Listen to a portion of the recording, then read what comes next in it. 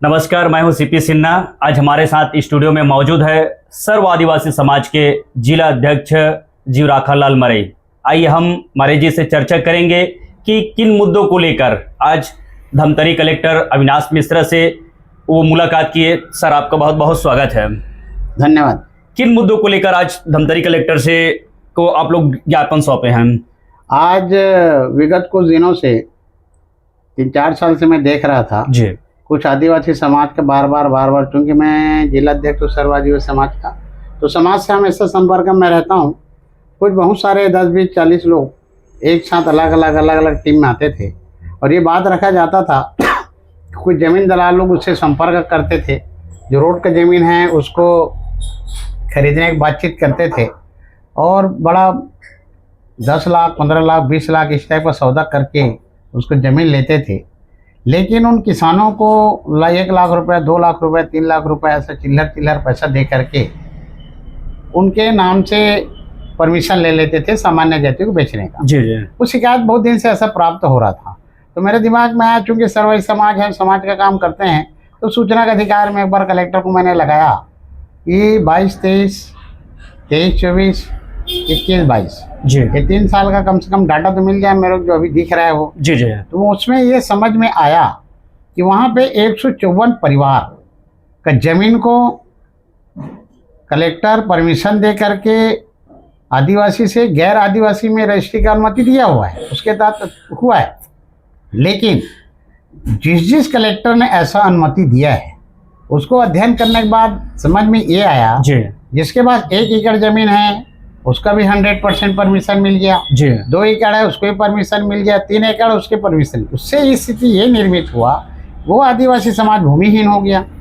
जबकि भारतीय राजस्व संहिता 1959 ये बोलता है, धारा 65 में लिखा है, जी यदि कोई आदिवासी समाज का जमीन यदि बेचना चाहता है तो 5 एकड़ सिंचित जमीन उसके पास होना चाहिए और 10 एकड़ असिंचित जमीन उसके पास होना चाहिए। ये नियम में है, तभी आप परमिशन दे सकते हैं। तभी परमिशन देने का प्रावधान उसमें है। जी लेकिन 154 परिवार का अध्ययन करने के बाद हमको समझ में आया वो तो भूमिहीन हो गए।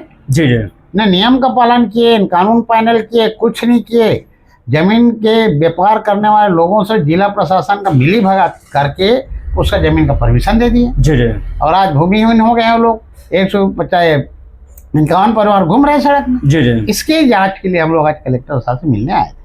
आप लोग जैसे मुलाकात की आपने टीम के साथ, तो कलेक्टर साहब क्या आश्वासन दिए इस मुद्दे पे? कलेक्टर साहब से हम लोग का 10 मिनट में फेस टू फेस चर्चा हुई। जी जी। हमने कलेक्टर साहब को जो अधिनियम है, जो धारा है, वो सारी चीज़ को अवगत कराया और जो परमिशन दिया है उसका एक फाइल, एक प्रकरण क्रमांक के हिसाब से हमने बात किया। 40 प्रकरण को कलेक्टर साहब के सामने फिलहाल हम लोग रखे हैं। बाकी 151 का सूची दी है उनको। जी।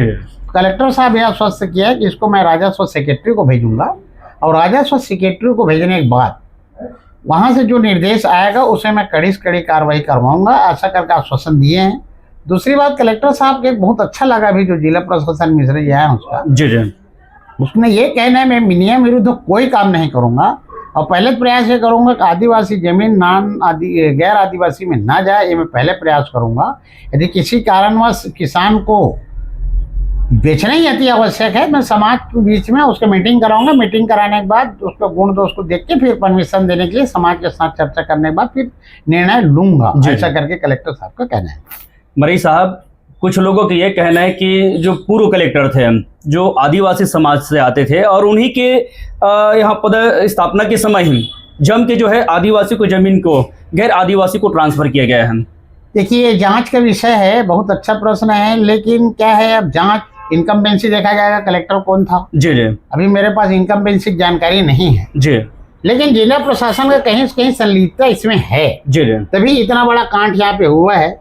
भाई साहब, आपके चैनल के माध्यम से ये बताना चाहता हूँ, ये बहुत बड़ा कोरोना से बहुत बड़ा बीमारी है। जी। धमतरी जिला आदिवासी बहुल्य जिला है। अब इस जिले में ऐसे होगा तो कोरोना का तो रोकथाम हो गया, ये हमारी जमीन जायदाद रोकथाम कैसे होगा, इस बात के लिए समाज हमेशा चिंतित रहता है। जब भी हम लोग का जिला स्तरीय, मुड़ा स्तरीय, प्रक्षेत्र स्तरीय जब हम लोग का सामाजिक बैठक होता है, एक एजेंडा हम लोग ये भी रहता है, आदिवासी समाज को कैसे बचाएं, जमीन को कैसे बचाएं, क्योंकि आदिवासी समाज के पास सिर्फ जमीन भर है। जी। ना उनके पास धंधा है, न उद्योग है, न ऐसा कोई व्यापार है, कुछ में है नहीं उनके पास। तो ज़मीन को बचाए इस दिशा में लोग काम कर रहे हैं, इसलिए आज कलेक्टर साहब को सारी इस चीज़ हम लोग अवगत कराएं। सर, अगर आप लोगों की जो शिकायत पे अगर उस मांग को ध्यान नहीं दिया गया तो आगे रणनीति क्या रहेगा समाज का, आप लोगों का? देखिए, हमेशा हमारे मीटिंग में बात होती है जी। अब हम लोग सूचना का अधिकार में निकालनी है, हमारे पास पूरा पेपर आ गया है। पेपर आने के बाद डॉक्यूमेंट प्रूफ सहित हमने जिला प्रशासन को दिया है, माननीय प्रधानमंत्री जी को हमने दिया है, माननीय राष्ट्रपति महोदय को दिया है, राष्ट्रीय आयोग को दिया है, माननीय मुख्यमंत्री जी को दिए हैं, राजस्व मंत्री को दिए हैं, हमारा राज्य आयोग को भी दिए हैं। अब इतना जगह हम लोग जब गुहार लगाए, समाज गुहार लगाए, कहीं कहीं रिजल्ट आएगा। मान लो उसके बाद भी कहीं रिजल्ट नहीं आता तो समाज उसके लिए स्वतंत्र है, फिर अपने हिसाब से आंदोलन करेगा। लोकतांत्रिक प्रजातांत्रिक व्यवस्था है, हमको अपना बात रखने का सब जगह अधिकार है, धरना आंदोलन का भी अधिकार है हमको, लेकिन हम तो समाज को न्याय दिलाएंगे, ये हम लोग ठान लिए। जी। विधानसभा में इस बात को भी रखे थे हम। विधानसभा, पिछले विधानसभा जब मेरे ख्याल से मार्च में जब हुआ था विधानसभा, उस समय भी यहाँ का धमतरी के विधायक माननीय ओंकार साहू जी ने इसको लगाया था। उसमें जो राजस्व मंत्री जी ने जवाब दिया था, उस समय भी गोलमोल जवाब दे दिया था।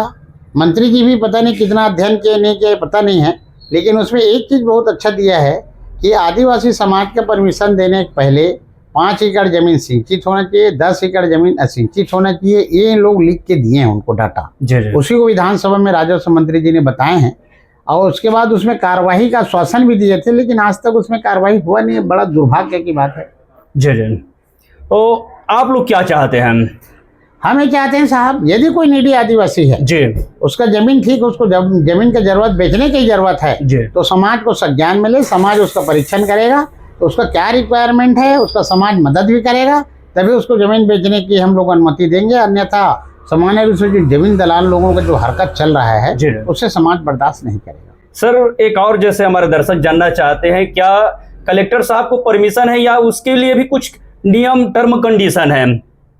नहीं, कलेक्टर साहब को जैसा कोई भी आवेदन लगा, जैसा कोई कहेगा मेरा मेडिकल है, मेरे एजुकेशन है, घर बनाना है, तो उसका एक्सपेंडिचर उसमें क्या है। मेडिकल है तो उसका एस्टिमेटिव कराएंगे वो मेडिकल बोर्ड से। घर बनाना है तो बड़े बड़े इंजीनियर उससे पता कर लेंगे कितना इसको रिक्वायरमेंट है, उसको उस परिवार को कितने पैसे की रिक्वायरमेंट है, ये एनालिसिस करने का काम कलेक्टर का है। उसके बाद भी बताए कि मान लो उनको 50,000 की जरूरत है तो 5 लाख की जमीन क्यों बेचेगा। तो ये अध्ययन भी नहीं हो रहा है यहाँ पे, ये अध्ययन करने मौका ही नहीं दे रहे हैं। इससे लगता है कि जिला प्रशासन कहीं कहीं से मिला हुआ है, उसके कारण ये सब गतिविधियां हो रहा है। ये तो थे सर्व आदिवासी समाज के जिला अध्यक्ष जीवराखन लाल मरई जी, जिनसे हम चर्चा किए और जाने कि किस तरह जो है आदिवासी की जमीन को गैर आदिवासियों के नाम पे जिला प्रशासन के ऊपर उन्होंने आरोप लगाया कि जिला प्रशासन की ये मामला संज्ञान में है और उनके संज्ञान में होते हुए इस तरह का जो है कृत्य किया जा रहा है कि जो आदिवासी की जमीन को गैर आदिवासी के नाम से नामांतरण किया जा रहा है। उन्होंने कलेक्टर से गुहार लगाया है और इस पर जांच और दोषियों के ऊपर कार्रवाई की मांग किए हैं। अब देखना है क्या इस मुद्दे को गंभीरता से लेंगे और इस मामले पे तत्काल संज्ञान में लेंगे, एक बड़ा सवाल है। आज के लिए बस इतना ही।